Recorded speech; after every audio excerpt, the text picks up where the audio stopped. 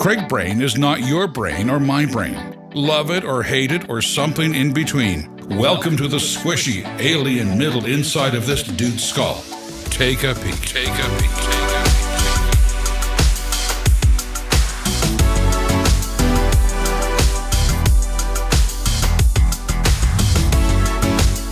Welcome back to Craig Brain, talking about fun. Just fun. Clarity and creating fun. I told you last week, if you didn't listen, I think this episode would make a lot more sense if you listened to last week or read the blog, read whatever, talking about your one thing. So for me, I found out, some examples that I didn't share last week were when people told me, hey, here's kind of like your superpower. Here's what you do really well. And then me really going to, oh, but why am I doing these things? Or, hey, I do this well, but not all of that.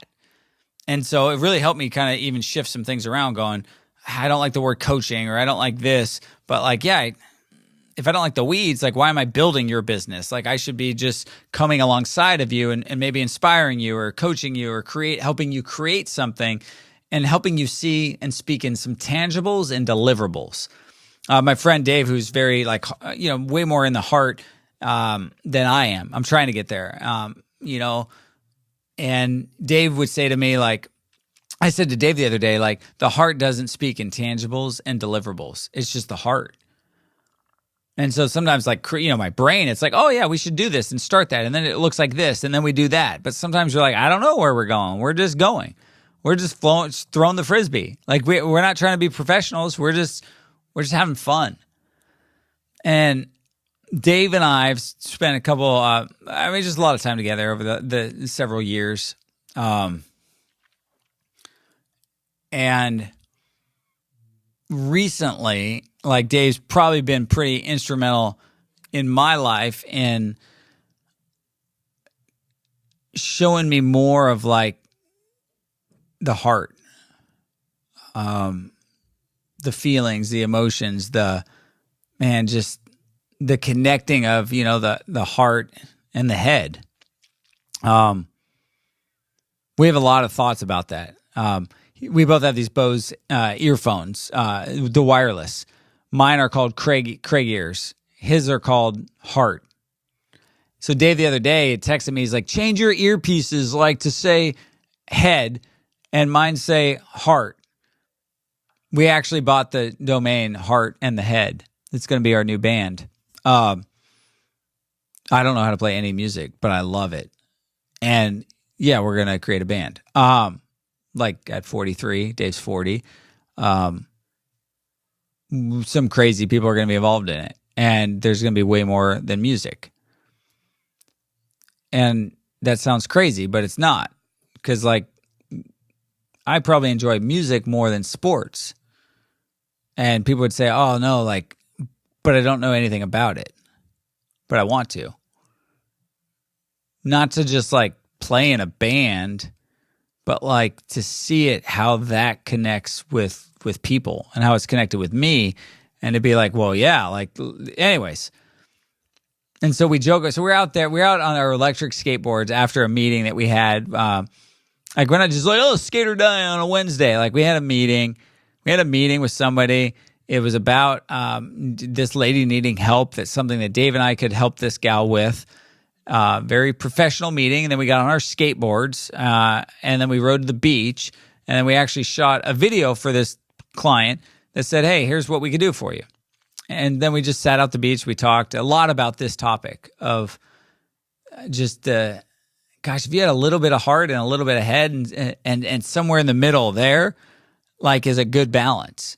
But I was told years ago in 2013 in Alaska, a friend, Seth Taylor, he had said to me, he said, hey, Craig, you're all head. You got to let God in through the heart. It's where he lives. And I'm you're too much in your heart. And it's just no, it's some people, you got to speak people's language. And so for Dave and I, the time that we spend together, there's a lot that we've learned of hey, you're way different. I'm way different than you. But wow, here's your perspective. Here's mine. And Dave's also, I mean, it's someone I've known for 20 years. And one funny thing happened. We're skating, and he was skating so much faster than me down a hill on PCH. And it was so fast that I was watching him going, I wish I could skate that fast and not be afraid. But then I was like, oh, well, that's not smart because you're going to fall. And then he fell. And I was like, oh my gosh. And I will go to the side of the road, and we're talking, we're kind of laughing about it. Everything on him is ripped. He's bleeding. And then we just were laughing about it. And I realized his headphone, one of his wireless, they popped out, and they're in the street somewhere, and we couldn't find it. And the joke with me and Dave is I convinced him to get these Bose because they're awesome. And he's like, they never work. And then I was joking, like, the head doesn't have a brain, you know, or the heart doesn't have a brain. Like, they're just, these ones aren't even, they're not workable. And so I threw the other one out in the street, and I was just like, dude, these are a piece of junk. Like, here's mine. And it was like this idea of like, here's, don't rename them. Like a little Craig ears in your heart, like I think could do some good. Just like a little Dave heart inside my brain has done some good. And he's kind of watched me in some of this transition I've made in my life of like, hey, I don't want to do that anymore. What do I want to do? And he's taken photos with our family. He's done video work for me. He's been in mastermind meetings with me. He used to work with me. He was one of the first bands I ever booked when he was in PAX 217. There's not many friends I have for the amount of time I've been a friend with Dave. And this experience, I think I'm going to talk about in a future episode about a Bon Iver concert that I took Dave to, was so exciting for me because he finally connected. He connected on that musical level with Bon Iver, kind of like I did. And I was like, dude, we got to go see this together. So we went to a lock-in at Justin's hotel in Wisconsin, and we'll talk to you about that later. But Dave's like, what did I do? Like, I can't afford this. I can't pay for this. I can't. And I was like, dude, this is going to be fun. Like, this is the way to do it. So we flew to Minnesota. We drove to Wisconsin. I mean, it was epic, except for kind of what happened. And Dave's seen me do things with my family. He's seen me do, a lot of stuff that I've talked about. And I was like, okay, I don't know. I see it, but like I'm close to it. And so I was working on some of these things that I got out of last week's episode. And Dave was shooting that video. He was helping me with some of that work. And then something came up. He was there also. Dave was there, like I said, with my daughter and the dance thing. And Dave's gotten to see a shift in me and maybe getting in more touch with my feelings. And we just have a special friendship. And I told Dave something about something I was wrestling with, and that was buying my son a gift for his 16th birthday on like it was something on his bucket list. But I was like, kind of went back and forth with Dave on it. And like, he was actually the only one who knew about it out of all my friends, even my wife, because I was like, I told her before, but it was like, hey, I guess I processed it with Dave first over like, hey, what do you think of this? And then, I shared with him some thoughts, and then I was like, here's what I'm trying to kind of convey. And so I sent him this note, and he writes back like, well, he wrote back a couple of things. He wrote back, and he said this to me several times. He's like, Craig Brain, great. Thanks for subscribing, Dave, to the podcast. Thanks for listening. But he's like, Craig Hart, epic. And then, he's kind of just challenged me, like, keep going there. Like the brain stuff and that maybe might come more easy for me to kind of share more of my heart. And then he's like, dude, and so he left me a Voxer message after. And he's like, this is just awesome. Like, I can't wait, like, to do this kind of stuff. And, and he's like, when I think of you, it's just, dude, you create fun experiences, fun trips, fun stuff. Like, And then it sounded so crazy and so simple and so kind of childish. But like, he said it and I heard it. I was like, that was it. That day I changed my Instagram bio. Nolan later that day is like, yeah, I saw you made a change. I was like, dude, what? How do you stalk her much? I was like, how do you know? Like, how did you know I changed a bio? You tagged me in a photo and I went to your profile. And then you just thought Dad's profile was updated? Yeah, because you used to have me in your bio. Oh. Our whole family in your bio. Oh, I took out my family and replaced it with fun. But yeah, Nolan was like, and I was like, I don't know. He was like, what is that? Like, Dad creates fun. But like, no, but you're like, what was, I think you told me like, I was like, what does that mean? yeah, Nolan was like, what does that mean? I don't know. I haven't asked you, but I'm like, I just think I do fun really well. And then Dave said it, and I asked, well, Dave said it, and just for context, Dave also knew this, that maybe a week prior, I had told Dave about a weekend away with Jeanette that was probably one of our best trips that we ever had taken. And on Monday, we were supposed to come home to be parents, and the Super Bowl was over. It was on Super Bowl weekend. So David said so Dave knew about it. But what happened on Monday is we were leaving lunch, and I was like, we don't have to leave. Like, by the time we get home, our kids, they'll be fine. Like, what about we just stay longer? We can get another hotel room, even if we don't have to. And let's hang out, let's stay, let's eat dinner here, and then let's drive home. And we got stuck in a 1-lane freeway on the 15 for 7 hours on the way home. I think we got home at 3 a.m. by the time we got home. And it was fun. It was like, I don't care. Like, we're on a 1-lane highway, but it was a special trip. But on Monday, Jeanette thought we should leave.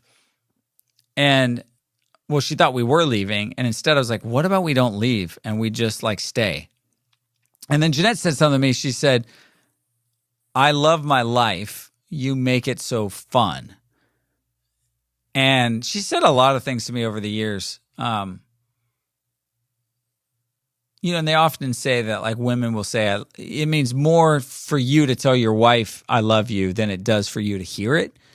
That men would rather be, respected or praised, or, that means more to somebody. And so, I've heard a bunch of things from Jeanette, but I never heard that. And then you're like, that feels good. Yeah, it's fun. Fun's on our gross goods. 8, but it's there.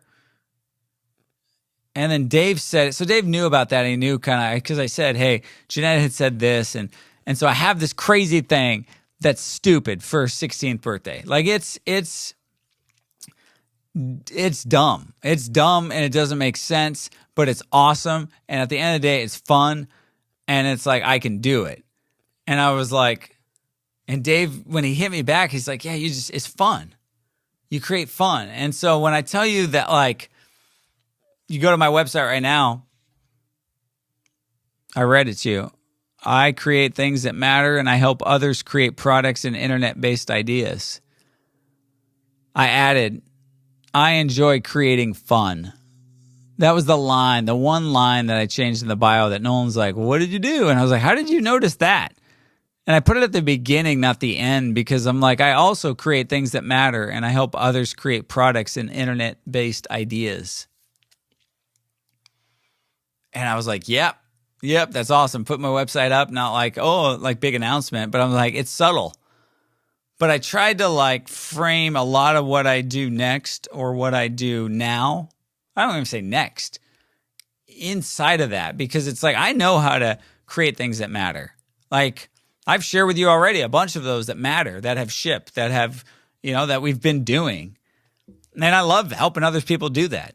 If it's online, I think I can help. But I've gone too much after maybe some of those things that, man, well, that's not fun though. But what's fun is when you're my friend and we can work together and we can create something that matters. Or what's fun is when I believe in that and I want to jump more into that and we can do that. And so I put it in there. And then, of course, I bought creatingfun.com. And some would go, do you need a website for everything? No, not for everything, but just in case. If it's available, I'll buy it. Because I was like, what would happen if we just created fun? Like, that's what I like the best. And I know how to do a lot of other things. And so literally, like, that following week, I said, hey, Dave, we had a meeting scheduled. We had something. And I was like, let's carve the rest of the day out to talk about creating fun. And it was awesome. It was awesome to dream, to think, to shoot for the moon on like ideas, and all of it was fun. And so whether you're good at something or not, if you go and ask these questions and the answers that come back to you are like, well, I don't like that, then yeah, I would say, even if you're good at it, I wouldn't say don't do it, but maybe it's like, okay, cool. I can't have fun just every day, but I know if I do that, that can create a fun life, or, a fun income, or a fun opportunity. But if you absolutely hate it, and I would tell you to now be free to go, well, what brings me life? Like that abundant life that is talked about in the Bible, where you're like, no, that's fun. And that's what I guess I learned through it. And how I got there was from knocking something off on a bucket list on my son's 16th birthday.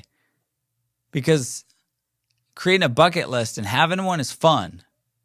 It's having ideas and aspirations and things you want to do and you want to be about, and that's fun to shoot for those things. And as a dad, it's fun to like fulfill those things as well. So, Craig Gross, I love creating fun. What do you love? Think about that this week.